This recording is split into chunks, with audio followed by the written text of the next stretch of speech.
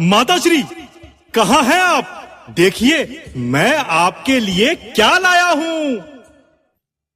पुत्र घटोत्कच, कैसे हो तुम? मुझे तुम्हारी चिंता हो रही थी। बताओ, क्या लाए हो? आपकी पुत्र वधू, आपकी बहू माँ। सत्य? कहाँ है मेरी पुत्र वधू? उसे बुलाओ ना। यह गलत बात है माँ। पुत्र वधू के लिए इतनी व्याकुलता कभी पुत्र के लिए तो नहीं हुई। एक माँ अपने पुत्र का मुख तो उसके जन्म लेते ही देख लेती है, परंतु पुत्र वधू का मुख देखने के लिए वर्षों प्रतीक्षा करनी पड़ती है। तब जाकर कहीं यह सौभाग्य प्राप्त होता है। छोड़ो ये सब, बुलाओ ना मेरी पुत्र वधू को।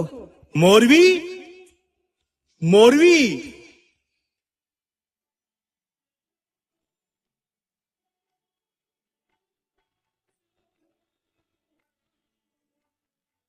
माताश्री के चरण स्पर्श करो। नहीं नहीं वधू, मेरे गले लग जाओ। मैं जानती थी, यदि केशव ने तुम्हारे लिए किसी कन्या को चुना है तो वो अवश्य ही चांद का टुकड़ा होगी। मैं आपकी सेविका हूँ माताश्री। नहीं नहीं, सेविका नहीं, संगिनी कहो।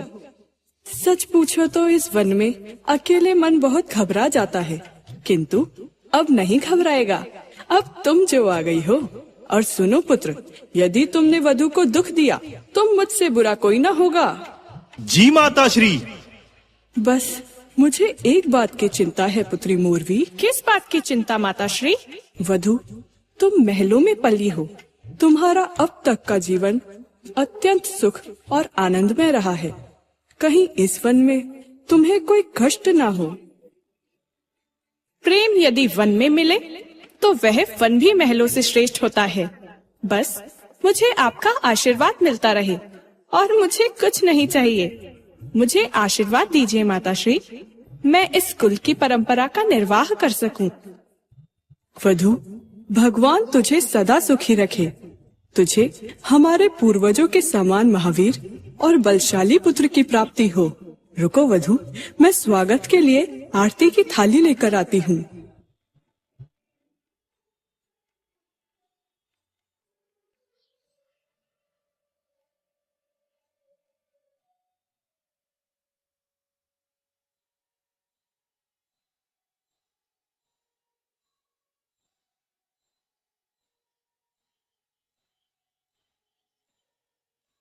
लिए आरती हाथ में, भरे हृदय में प्यार, दुल्हन का स्वागत किया माँ ने अपने द्वार,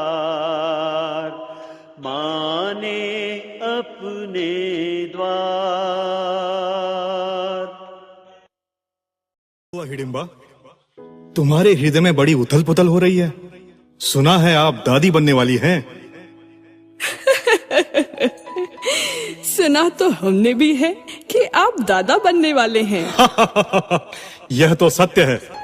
स्वामी, मैं सोच रही थी कि हम कितने भाग्यशाली हैं जो हमें मोरवी जैसी पुत्रवधू मिली है।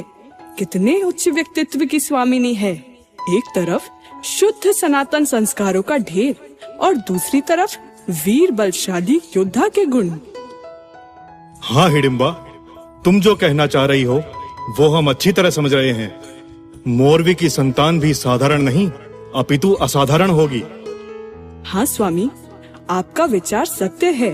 मेरे पुत्र घटोत्कच और पुत्र वधू मोरवी से तो एक विलक्षण संतान की ही अपेक्षा की जा सकती है। महाराज एवं महारानी की जय हो। आओ दासी आओ। ऐसा प्रतीत हो रहा है मानो कोई शुभ समाचार लाई हो। कहो, जल्दी कहो, क्या समाचार लाई हो? समाचार अति उत्तम है महारानी जी। रानी मोरवी ने अति सुंदर पुत्र को जन्म दिया है।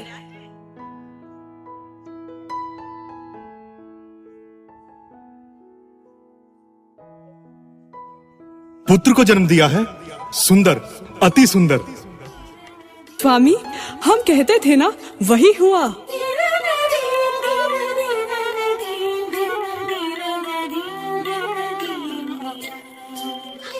महारानी जी, संभालिए स्वयं को।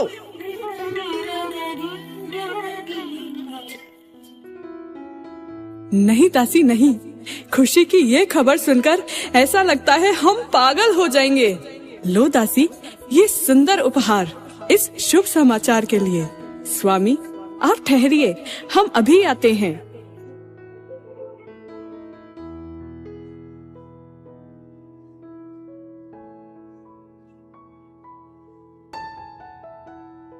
देखिए स्वामी, देखिए अपने पौत्र को। अति सुंदर बड़े बड़े नेत्र और तीखी नाक। और हाँ महारानी, एक बात तो आपने गौर ही नहीं की कि इस बालक के सिर पर जन्म से ही बड़े बड़े बाल हैं। हाँ स्वामी, आप सत्य कह रहे हैं। महाराज की जय हो। देवर्षि नारद महल में पधार रहे हैं।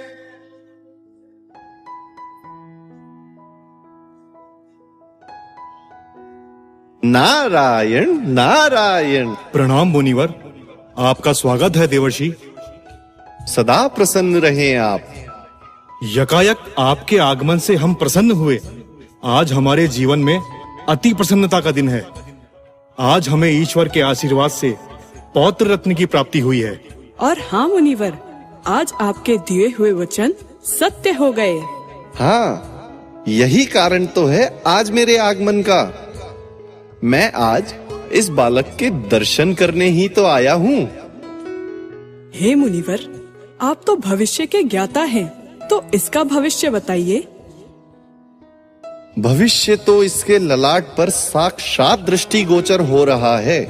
बड़े सुंदर नेत्र, तीखी नाक, अधरों पर विलक्षण मुस्कान और सुंदर सांवली छवि। ऐसा प्रतीत हो रहा है मानो इस बालक से साक्षात श्याम झांक रहे हैं। बब्बर शेर के समान घुंघराले बाल जन्म से ही इसके सर पर वीर होने का परिचय दे रहे हैं। इसके बब्बर शेर के समान केशों को देखते हुए मैं इस बालक को बर्बरीक नाम प्रदान करता हूँ। बर्बरीक, कितना प्यारा व कितना सुंदर नाम है बर्बरीक। मेरी तो यही कामना है कि यह नाम हिडिंबा राज्य से निकलकर संपूर्ण विश्व में गुंजायमान हो जाए।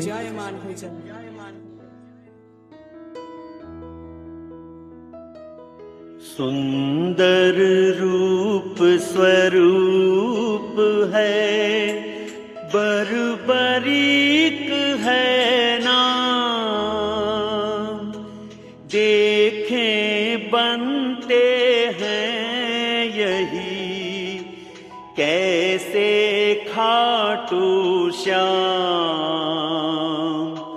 कैसे खाटू श्याम।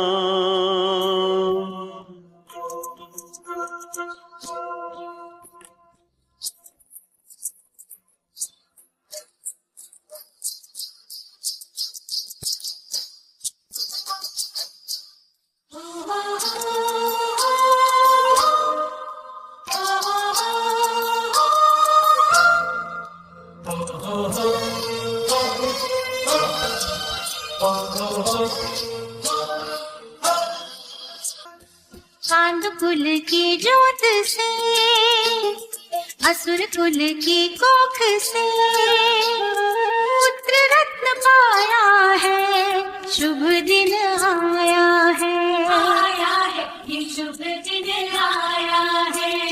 ग्यारस की रात ढले, पारस की भोर भये, श्रीमुख दिखाया है, शुभ दिन आया है, ये शुभ दिन आया है।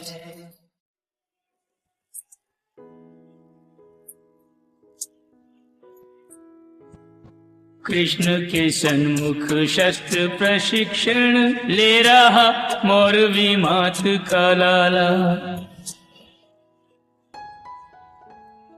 सीख रहा गुरुदेव के सन्मुख कौशल युद्ध जिताने वाला।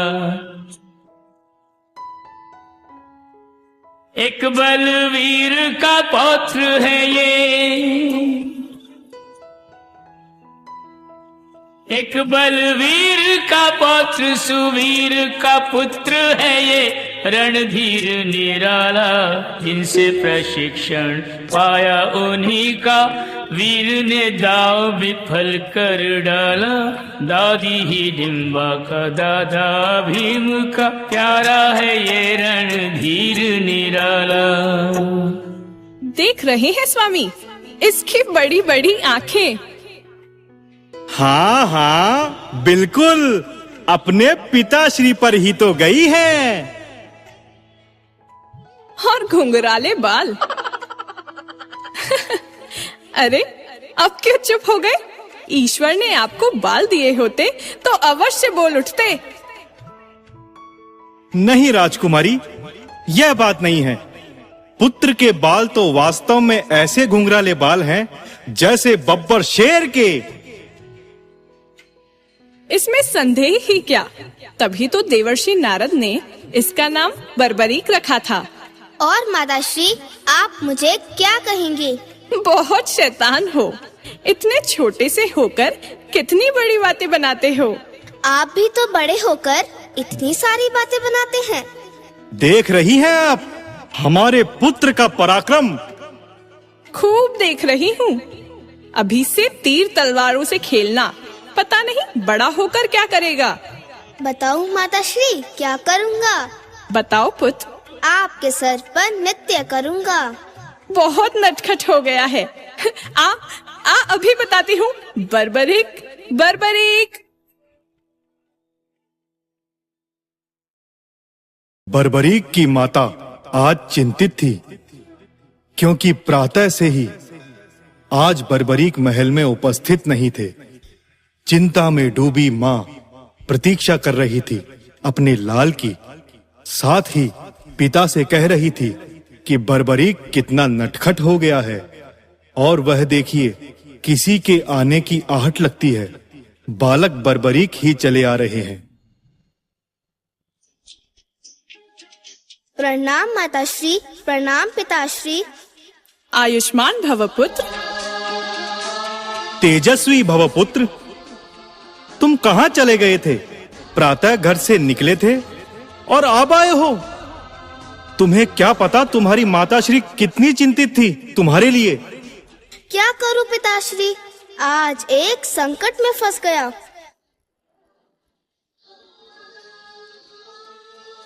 संकट? कैसा संकट? पुत्र सब ठीक तो है? हाँ माँ, सब ठीक है, कोई विशेष बात नहीं। बताओ मुझे, बताओ क्या बात है। छोड़िए ना माताश्री, कुछ नहीं, फिर कभी बताऊंगा। नहीं नहीं, इसी समय बताओ क्या बात है।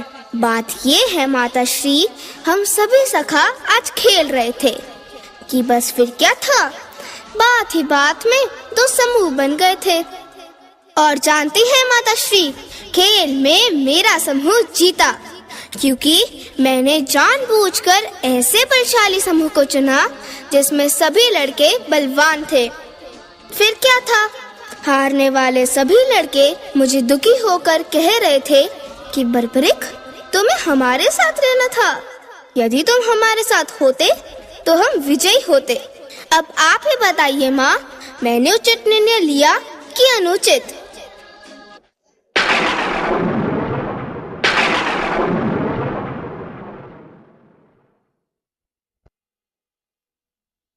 नहीं पुत्र नहीं, अब ऐसा मत करना। तुम्हारा निर्णय सर्वथा गलत है। जीवन में सदैव हारने वाले का साथ देना, कभी जीतने वाले का नहीं। माताश्री, ऐसा क्यों? उगते हुए सूरज को तो संसार जल देता है, परंतु सच्चा मानव वही है जो प्यासे के मुंह में जल डाले। क्षमा कीजिए माताश्री, अब भविष्य में ऐसा कभी नहीं होगा। मैं आपको वचन देता हूँ माँ, मैं हारे का सहारा बनूंगा।